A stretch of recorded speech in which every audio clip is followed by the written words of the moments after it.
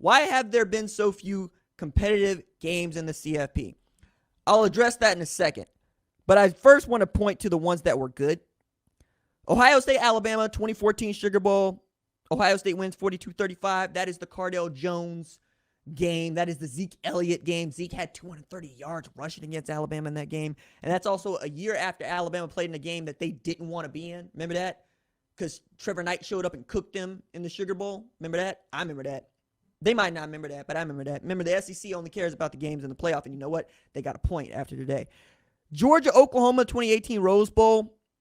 That's the best game that anybody's ever seen in the college football playoff, which gives Oklahoma the distinction of having played in the best game and the worst game and losing both. My team. Like, what are we doing here? It's 54-48, double overtime. I was so into that game. I knew all the kids, or I knew all the players, knew most of their parents. Squib kick. Up 17, second half. Jake Fromm. Like, I could keep going over here, but it was great, right? The way that it ended after the way that it started. Best college football playoff game we've seen. And then Clemson, Ohio State, 2020 Fiesta Bowl. Clemson wins 29-23. Two big points in that game for me. One is Jeff Okudah's interception that was called an incompletion. That changes the game. And, of course, Chris Olave breaking off his route. Justin Fields put it where he was going to be.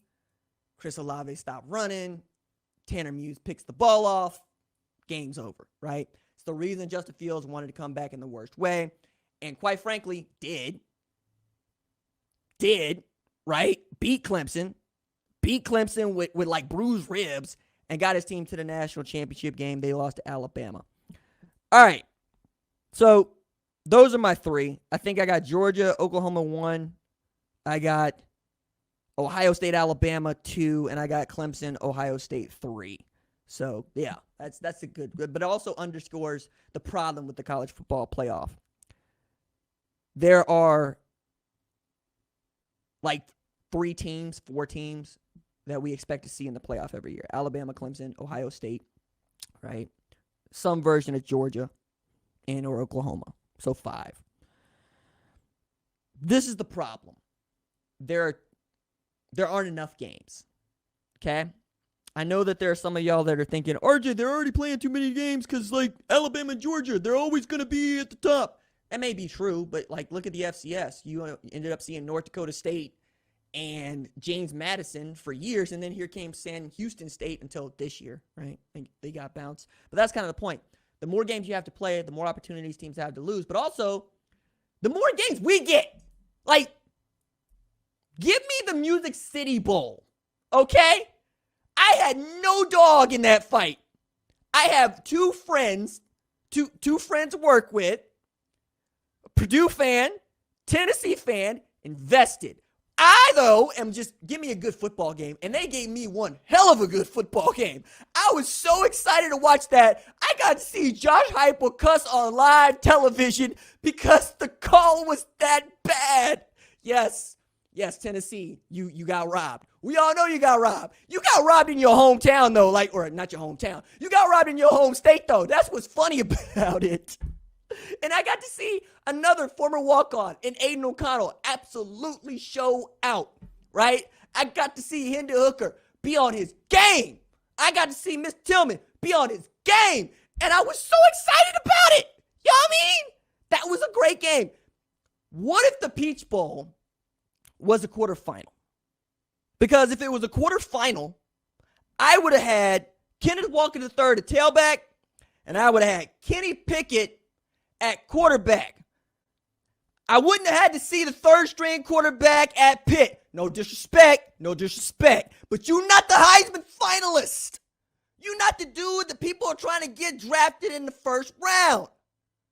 All respect to Jordan Simmons, Harold Joyner, the whole running back depth chart of Michigan State. But y'all ain't the Heisman candidates. Those dudes opted out because they had nothing to gain from playing in a bowl game. They had everything to lose. They saw what happened to Jalen Smith. Yeah, he got drafted in the second round. And then the Dallas Cowboys, my Dallas Cowboys, cut him. Cut him. Cut his money off. And that's what these dudes are absolutely playing for. They're playing for an opportunity to be one of the 2% in the NFL. Be one of those 1,600 players that collect a check to play professional football. People thought the NIL deals were going to keep these dudes in it. Nah. You can't come up with $30 million guaranteed. You can't do that in no NIL deal. But if the Peach Bowl was quarterfinal, I bet it would have been a better game. And it was still a good game. That's the shock of it.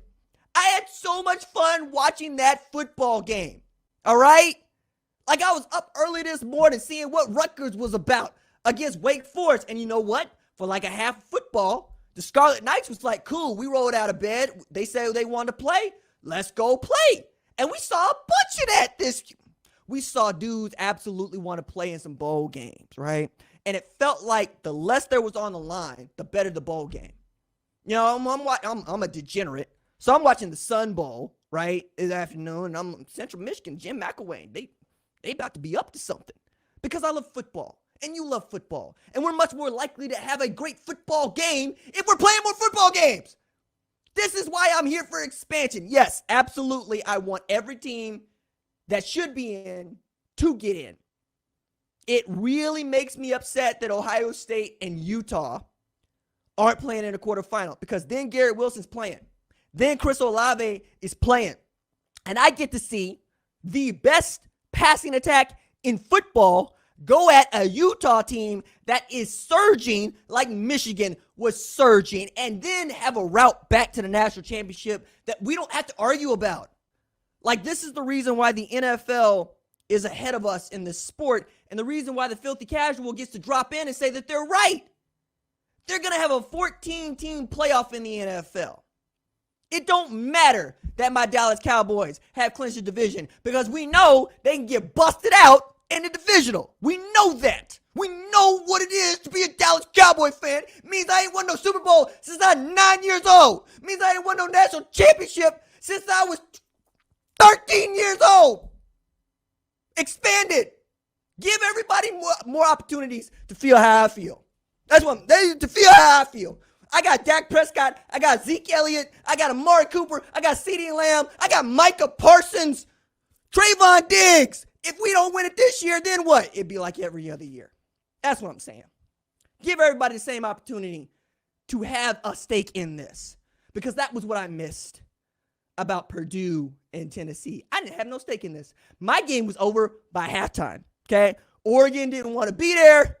Oklahoma was playing for Coach Stoops, and it went how it went, okay? Like, no shame, no disrespect. That's just what it was. Give me more games that matter to the kids, to us. That is why you need to expand this playoff. 16 teams, what I want. Do the 12. We'll work to 16. We can do it. You know, I'm still a young man. I turn 35 next year, or this year. Again, Happy New Year. But we can get there in my age.